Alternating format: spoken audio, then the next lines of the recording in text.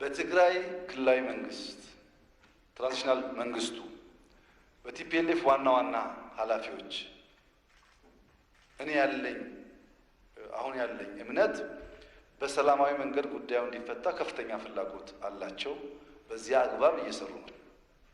ከመንግስቱና ከቲፒኤልኤፍ ዋነኛ ኃላፊዎች ውጪ ግን ነገር ቢበላሽ የሚፈልጉ ሰዎች አሉ።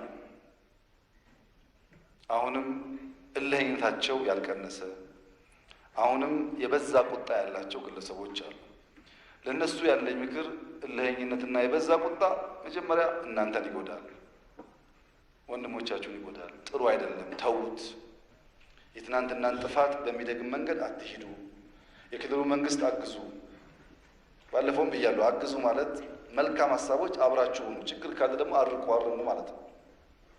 በዚህ አግባብ ከሄድን ትግራይ ያለው ቁስል ባንዴ ይሽራል ባይባልም በጣም ከፍተኛ እርምጃ ነው። እስቲ አስቡት፣ ፕሪቶሪያ ላይ የነበረው ንግግር ዋነኛ ንግግር ሰርቪስ ይመለስ ነው።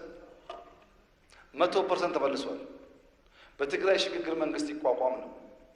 100% ተመልሷል። እዛ ውስጥ ሀረግ ያስገባ ነው የተፈናቀሉ ሰዎችና ኮንቴስትድ ኤሪያስ በህገ መንግስቱ ይመለስ ነው ያለው እንጂ አሁን በምንሄደው መንገድ የዝርዝር እቅዳችን አካል እንጂ ፕሪቶሪያ ላይ የለም።